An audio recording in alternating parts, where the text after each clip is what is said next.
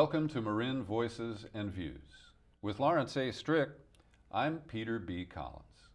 In our second segment today, Larry and I are going to share some comments on life in Marin.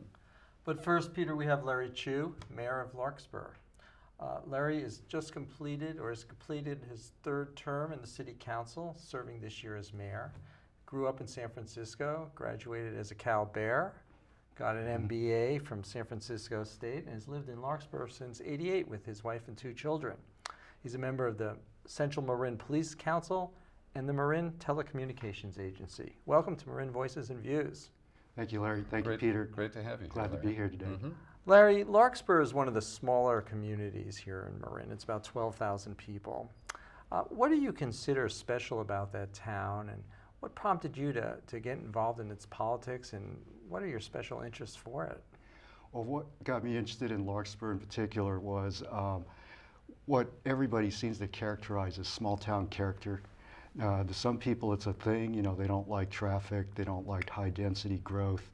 I can appreciate those things as well, and that's one of the things I like about Larkspur, but I also think that as much it's also part of an attitude.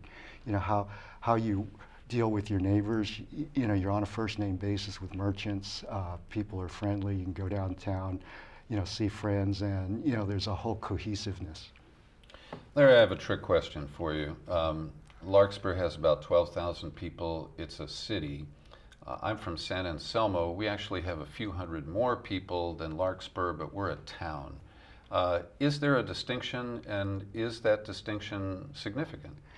I'm not sure about the distinctions in California. I see them as being interchangeable. We're both incorporated cities where we may not have a charter like San Francisco, but we're general law cities. I think on the East Coast at one time there may have been some delineation either based on size, but there's not that type of distinction. Okay. So Larkspur and Corte Madera years ago merged their police departments, and that was the Twin Cities Police Department. A couple of years ago, San Anselmo jumped in, and now it's the Central Marin Police Authority, and you serve on the council that oversees it. Have we saved money, and what do you believe has been the impact of the merger on public safety in these three communities? Well, just in the last year, we saved about $1.7 million for the three communities. How that's split up, it's almost a third, but there's some variations based on, some funding formulas that we have for revenue as well as expenses. This year, we're going to be consolidating our communications operations with the County Marin. That's going to save us another roughly about $400,000. Is that the 911? That's the 911. When people dial 911 or they just happen to dial our general number, it's our dispatch. Okay. It's not just about saving money. If you look at how it's been since 1980 when Twin Cities Police Authority first started, it's also made it so that we're not paying more. It's kept the expenses flat on a real basis. So now we could be paying roughly about $1 million more had we kept our individual police forces. Now, one of my concerns is that there is a kind of intangible loss that comes from this. That my elderly neighbor who used to be able to call the San Anselmo Police Department and talk to someone she knows, now would call the county, it would be fed to the county dispatcher. Someone who doesn't know her, doesn't know the neighborhood in particular. And so I'm just wondering if you have looked at that issue in terms of the loss of community connections in law enforcement, and if you think that that is significant, and if it's something that can be equated to the cost savings. I think with communications, that's kind of a wait and see, and that's one of the things we want to try out. But really where the rubber hits the road is, one might say, is the person who actually responds. With all the technology now, you can pretty much expect that 911 will get the call.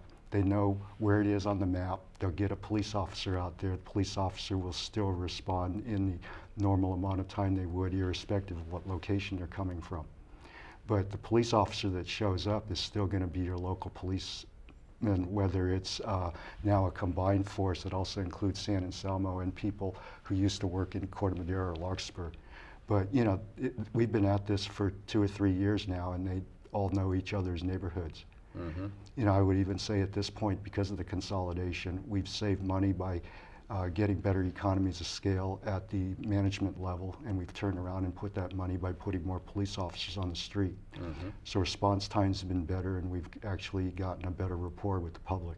Okay. You're the Larkspur representative to the Marin Telecommunications Agency. Yes. Marin Telecommunication Agency contracts with CMCM, this station, for work. Can you tell us what the Marin Telecommunication Agency is, how it gets its funding, and what you see as its purpose? Marin Telecommunications Agency was originally created to oversee the franchise agreement with the video provider for this area. Originally it was Comcast when the franchise was created back in 1999, and then again renewed, I believe, in 2006 or 2008. 2006, I believe, because it was a 10-year contract that's now going to go to 2016. The CMCM is the public access education government portion, and they're a service provider who has now taken over a role that was formerly done by the local cable companies. So there's 3 stations on CMCM. There's the education, government, and then there's 26 where our channel that we're on. Correct. So how do they get their money, the MTA, though? Well, the way the money comes in is that as a franchise, Comcast needs to pay each of the local jurisdictions for the use of their public right-of-way. So that money goes to the cities, and it's passed through the MTA. And forgive me, but it originates as an add-on to my cable bill, right? About $4 or $5 a month. Well, it's not that high. No? I don't believe it's that high. It's not that high at all. Okay. But the money comes from Comcast, basically to the cities to use their property. Right. And the MTA funds CMCM to do the program for the government, for the education, and for arts, I guess, or this station. Is that correct? Well, there's actually 2 pieces to the revenue stream. One is the franchise fees, and that's general fund revenue to the cities, and the cities will pay some portion of that franchise fee to operate the MTA, because the MTA is the entity that takes all the calls from the public when there's complaints about, you know, your cable carrier, whether it be Comcast, and now AT&T is in this market. Not about our show. You're not talking about Right. I get it. No, so, but last year, or over the last couple of years, there's been some funding issues with Community Media Center Marin. The cities, many of the cities in Marin, actually kicked in to support CMCM over the haul. Larkspur didn't. Can you explain what Larkspur's idea was in that regard?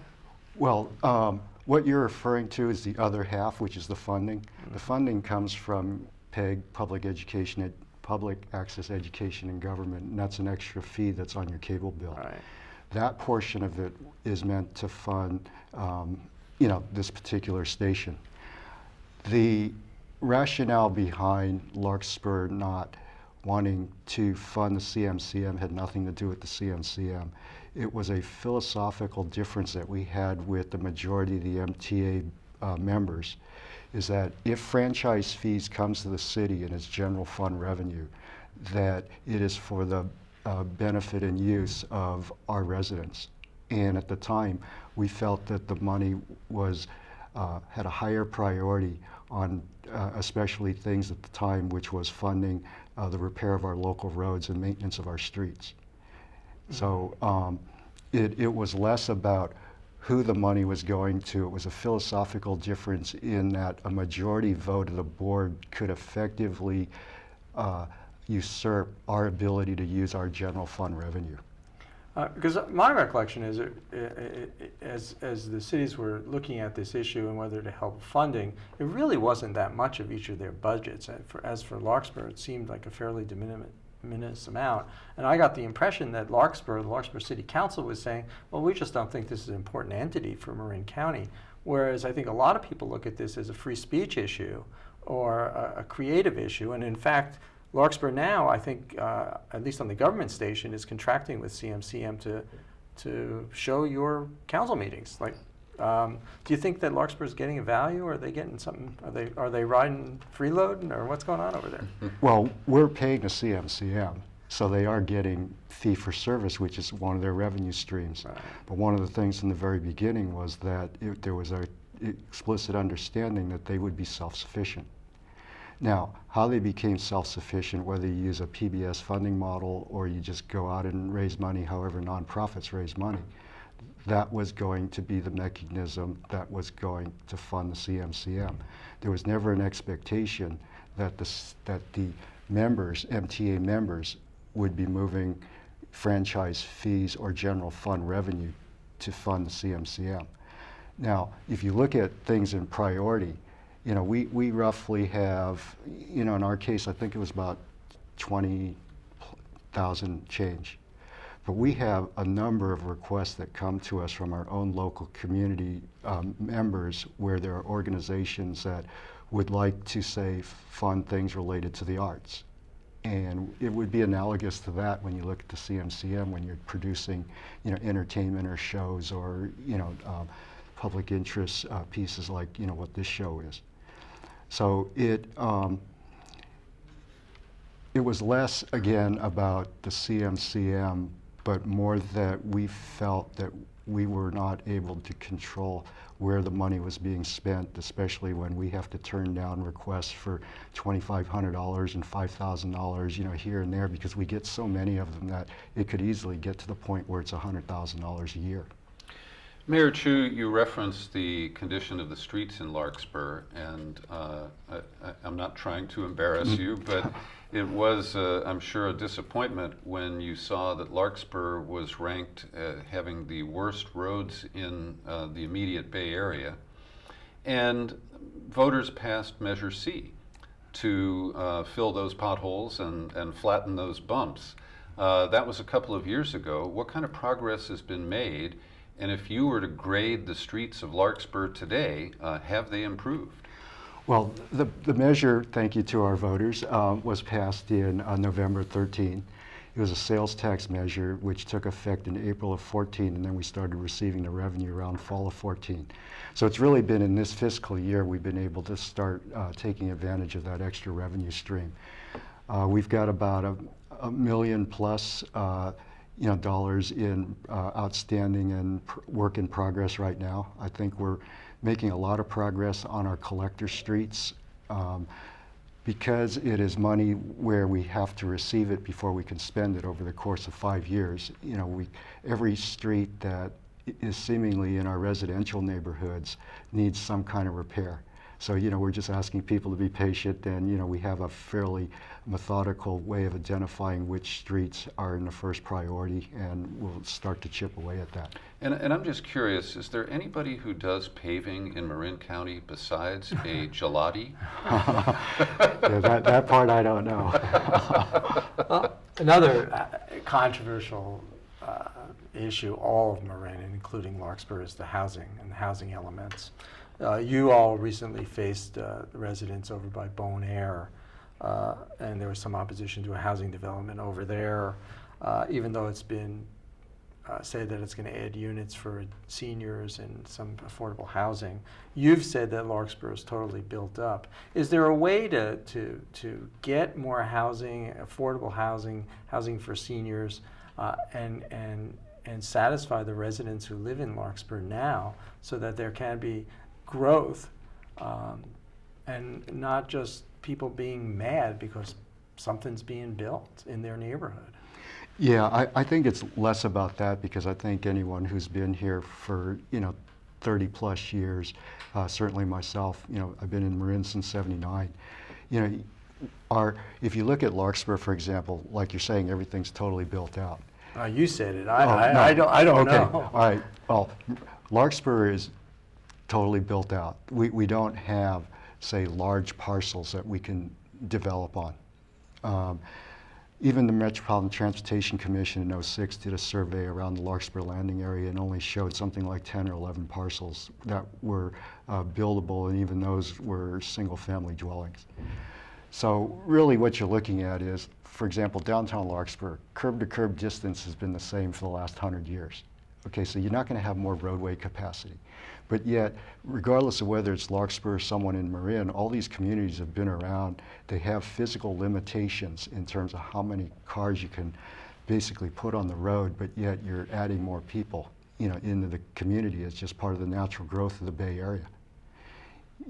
So that becomes a real challenge in a sense that when you talk about affordable housing, there's an imbalance between your supply and demand. So naturally, the price goes up to the point where it's not affordable for people who are, where they can live and work in the same community. Now, Larry, in recent years, Larkspur did greenlight the conversion of the old Niven nursery, those greenhouses, into a new community, and it's being built, and people are moving in now. How did you manage that in a way that avoided the controversies that Corte Madera encountered with the Wind Cup project? Well, I don't know the specific details or the decision-making process between the Wind Cup for the Wind Cup project. I can tell you that it's a 40-unit per acre, development, and there's 10% affordable housing, and it was already built into their general plan. They had made amendments to allow for that level of development. Now, when we went through and did the development you're referring to, which is Rose Lane on Doherty, that was part of the Central Area Larkspur Specific Plan, CLASP as we call it. That used the existing residential density, which is 5 units per acre. Although there were certain elements of CLASP at the time, and I still believe that there should have been fewer homes built there, because of the infrastructure deficiencies we have along that Doherty corridor. We were still able to get the developer to donate 2.3 acres of land for a community center. Mm-hmm. We got senior housing in 50 of the 85 units so that it would reduce the impact on schools, and it would also reduce the peak time traffic. Seniors still drive, but they can choose to drive at different times. Yeah. We also, because it was on 2 creeks, we got creek setbacks for habitat restoration. Mm-hmm. So there were a bunch of things in there that were built in where we labeled them in the development agreement as extraordinary community benefit. I see. So it was Mayor serving. Chu, I'm sorry, but our time has run out. But I want to thank you for joining us here today. We've certainly enjoyed talking with you on Marin Voices and Views. Likewise, thank you to both. Thanks for coming in. Larry and I have both lived here in Marin for over 20 years, and today in our second segment, we just want to kick around some comments and gripes and, look a little bit at state and local politics. And Larry, I'd like to begin with begging the Golden Gate Bridge District to please get a grip on the major traffic jams that happen often on weekends and holidays, because tourists back up traffic while they're waiting to get into the Vista Point on the north end of the bridge. And this has happened to me repeatedly now. I take somebody to the airport, or I go into San Francisco and come back and lose an hour to 90 minutes. And the only reason for the backup is that all kinds of tourists line up in the right lane of the bridge trying to get into the Vista Point, which is full. And I think the Bridge District cops need to just cut them off and tell them, go to Sausalito, have a drink, and come back. Well, Peter, don't go to the city. I mean, stay home and don't go. But it is terrible. We've had, I don't know, even on 25th Avenue trying to get out here, delay after delay after delay. But traffic in Marin, as a general rule, has gotten just awful. It's probably one of the biggest gripes that everyone has here.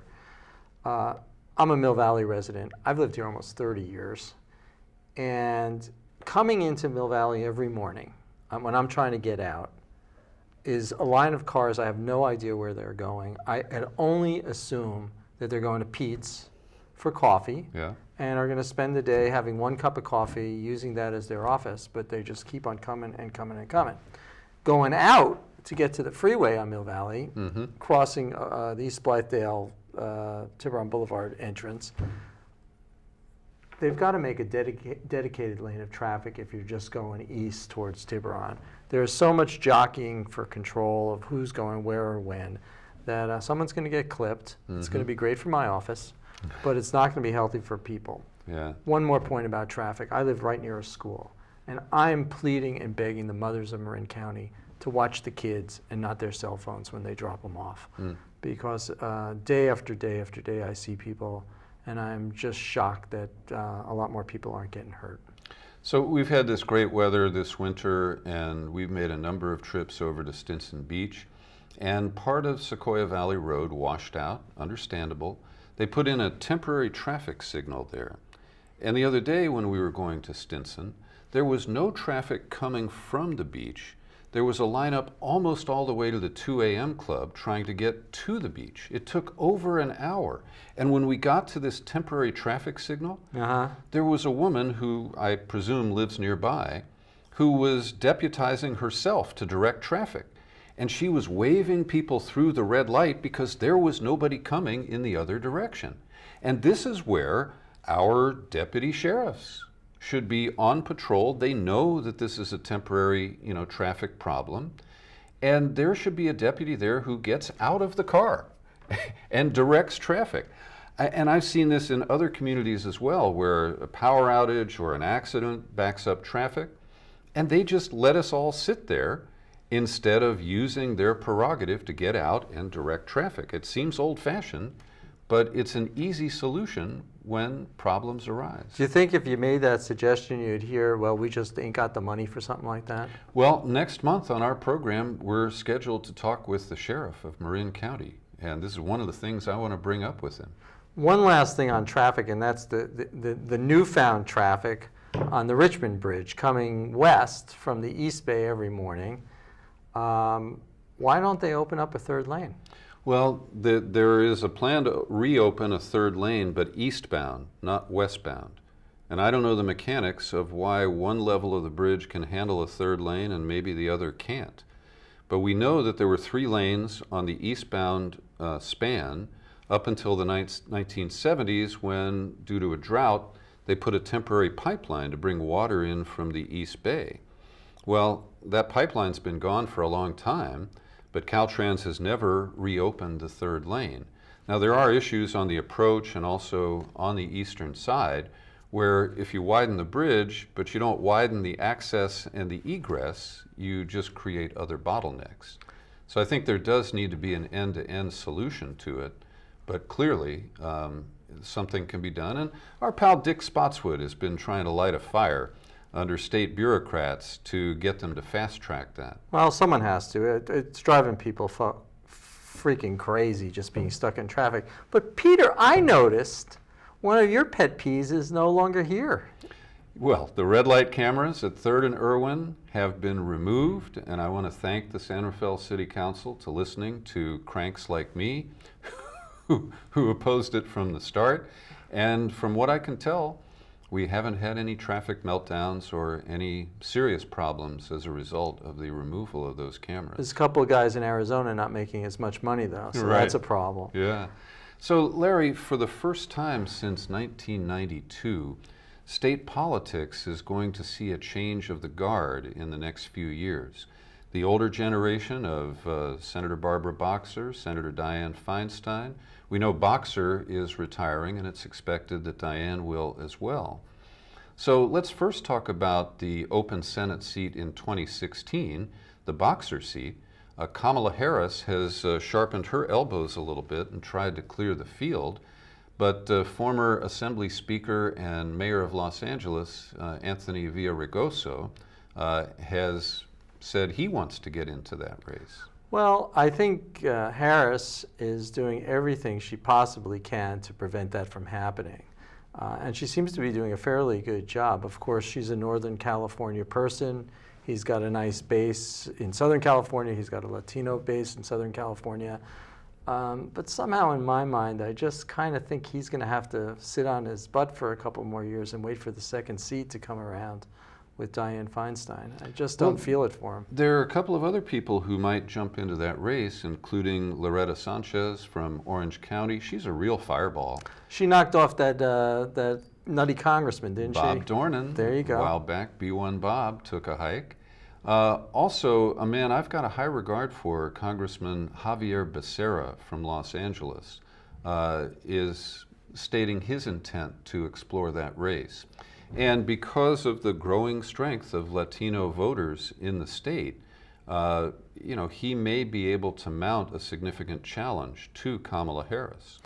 That's a risky thing for him, though. He would be giving up his congressional seat. Mm-hmm. He hasn't had it all that long. He's in 9 or 10 terms. Oh, really? Yeah, he's been there a while. Well, it's still it would be a risky thing for him to do. He'd be out of a job, so I just see that as in flux. And there really are going to be 2 seats over the next couple of cycles. So there's time for some other folks to get involved from that community. Well, and the last time we saw a member of Congress successfully move to the Senate in California was Barbara Boxer. First time I voted for her, I lived in the Haight. That was part of her district. Uh-huh. And then there's Gavin. Yeah, our own homegrown candidate for governor. Not procrastinating at all, Mm-hmm. and jumped right in before the certificate was wet on his re-election for lieutenant governor. Right. What do you make about that? He doesn't have personal wealth, and he needs this time to build a campaign and raise money. He'll need $20 to $30 million for a contentious primary. And as he has articulated, he's concerned that a billionaire could come in 20 minutes before the filing deadline and blow him out of the water. He also, I think, learned from his last attempt where Jerry Brown skunked him. Mm-hmm. And Jerry was able to grab all of the endorsements and the early money, and that left Gavin Newsom and John Garamendi as the guys outside looking in. It's interesting times for the state. It's interesting times in Marin.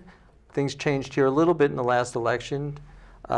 Damon Conley knocked off Susan Adams, going a little bit to her right. Larry Bragman knocked off Ms. Cross, going a little bit to her left. Mm-hmm. So we'll see what happens here, too. Yeah, it's always very interesting. And hopefully all of them will be here for our guests. We will invite each and every one of them to future episodes of Marin Voices and Views. Thanks for watching today.